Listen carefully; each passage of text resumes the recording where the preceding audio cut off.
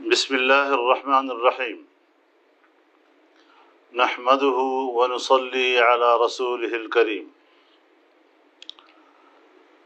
عزت مآب جناب شی چن ینگ، سیکریٹری جنرل و ممبران central committee communist party of China, خواتین و حضرات،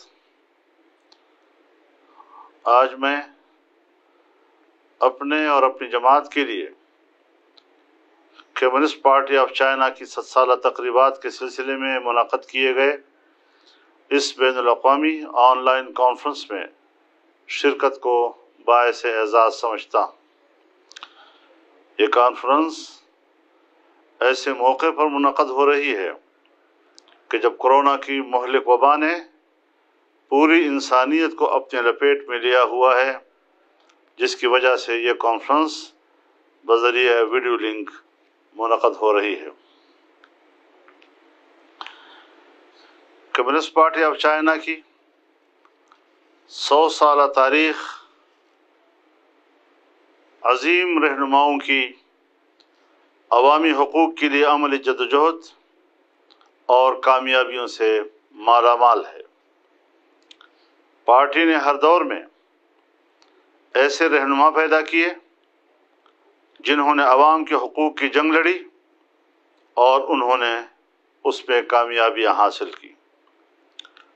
چین کی قیادت نے گزشتہ 70 سالوں میں جو اقتصادی اور معاشرتی ترقی حاصل کی وہ تاریخی ہے اور دنیا کے لیے مثال ہے۔ سن 1949 میں پیپلز ریپبلک آف چائنا کی بنیاد ڈالی گئی اور سرمایہ دارانہ اور جاگیردارانہ نظام کا خاتمہ کیا گیا۔ چین کی عوام کو حکومت میں شراکت دار بنایا گیا، ان کو اظہار رائے کی آزادی اور اپنی استعداد کے مطابق ملکی معاملات میں حصہ لینے کی اجازت مل گئی۔ اس دور میں چین کی ترقی کے لیے ضروری بنیادیں فراہم کی گئیں۔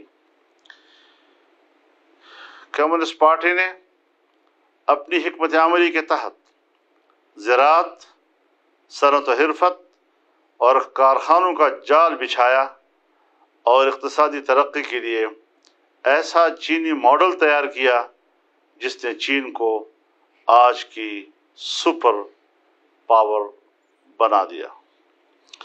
جناب صدر،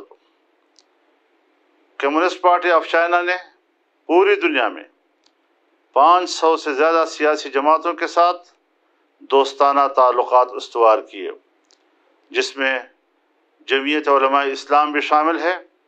ہماری جماعت کے کمیونسٹ پارٹی آف چائنا کے ساتھ تعلقات بہت پرانے ہیں اور ہم ان تعلقات سے خطے اور دو طرفہ تعلقات کے حوالے سے مثبت نتائج حاصل کرنے کے خواہش مند ہیں۔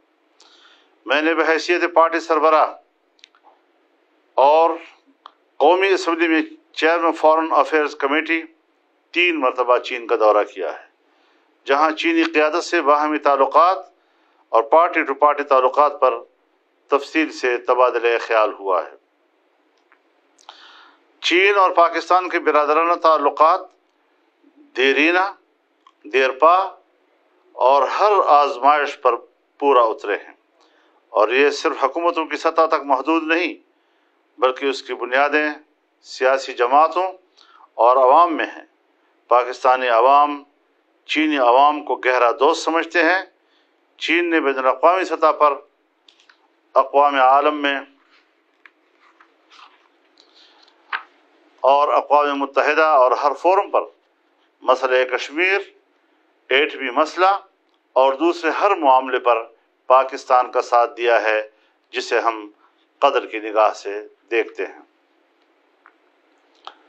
عزت مآب جناب شی چن ینگ نے 1 روڈ 1 بیلٹ کا جو نظریہ پیش کیا وہ انسانیت اور پوری دنیا کے لیے امن، ترقی اور خوشحالی کا منصوبہ ہے۔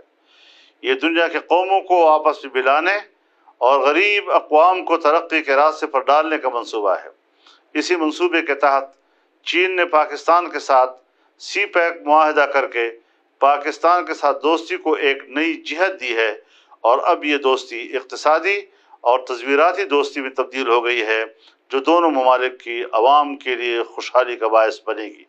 اس سے سیاسی اور معاشی تعلقات کو مزید وسعت اور تقویت ملے گی، اور دونوں ملکوں کے عوام مزید قریب آئیں گے۔ میں نے 1995 میں بحیثیت فارن افیئر کمیٹی چین کا دورہ کیا تھا۔ اس میں نے ارومچی کو فری اکانومی زون بنانے اور گوادر کو بذریعہ شاہراہ ریشم ملانے کی بات کی تھی، جس کو اس وقت کی چینی قیادت نے سراہا، اور آج میری اس سوچ کو سی پیک کی شکل میں عملی تعبیر ملی۔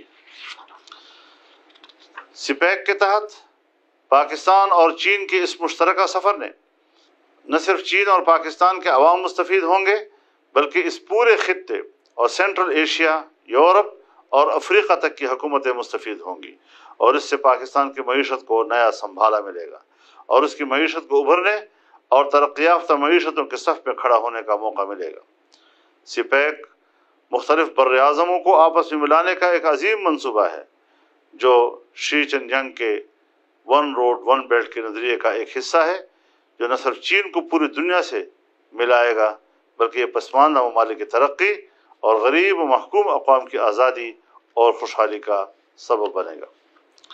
جناب صدر کی قیادت میں سیاسی اور سفارتی وسائل کو استعمال میں لاتے ہوئے چین نے اقتصادی لحاظ سے جو بے مثال ترقی کی ہے، اس کی وجہ سے چین عالمی سطح پر ایک متبادل اقتصادی قوت بن چکا ہے۔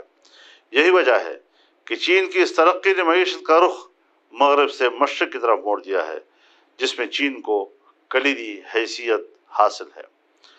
چین اپنی سیاسی اور سفارتی وسائل کے ذریعے خطے کے ایک سیاسی اور اقتصادی حیثیت اختیار کر چکا ہے، جو خطے کو اقتصادی ترقی سے مالا مال کرنے کے ساتھ بیرونی مداخلت اور مغربی سرمایہ داریت اور اس کی اقتصادی اثر و نفوذ کا راستہ روک سکتا ہے۔ عالمی مسائل، جن میں فلسطین اور کشمیر بھی شامل ہے، پر ہماری سوچ یکساں ہے، جو دونوں پارٹیوں کو قریب لانے میں مدد دیتی ہے۔ جمعیت علماء اسلام فلسطین اور کشمیر کے مسائل کا پائیدار اور قابل قبول حل چاہتی ہے۔ امید ہے کہ چین ان دونوں مظلوم اقوام اور ان کے مقبوضہ علاقوں کی آزادی کے لیے عالمی اور سپر طاقت کی حیثیت سے ہر سطح پر ان کی حمایت جاری رکھے گا۔ صدر شی چن ینگ کی قیادت میں چین ایک عالمی سیاسی، فوجی اور اقتصادی قوت بن کر ابھرا ہے، جو کمیونسٹ پارٹی آف چائنا اور اس کی مدبرانہ قیادت کی سوچ، محنت اور عزم کا نتیجہ ہے، جس کے لیے کمیونسٹ پارٹی آف چائنا کی قیادت خراج تحسین کی مستحق ہے۔ جمعیت Ulema Islam communist party of China کے ساتھ اپنی تاریخی تعلقات کو بہت اہمیت دیتی ہے، اور ہماری خواہش ہے کہ ان تعلقات کو مزید مستحکم بنایا جائے، باہمی رابطوں کو مزید وسعت دی جائے، اور ہماری خواہش ہے کہ چائنا بین الاقوامی طور پر طاقت کا توازن برقرار رکھنے کے لیے اپنا کردار ادا کرتا رہے۔ میں ایک دفعہ پھر کمیونسٹ پارٹی آف چائنا کا شکر گزار ہوں کہ انہوں نے ہمیں ان تقریبات میں شرکت کی دعوت دی اور تعلقات کو مضبوط بنانے کے لیے ایک نئے دور کی طرف ہمیں متوجہ کیا ہے۔ پاک چین دوستی زندہ باد۔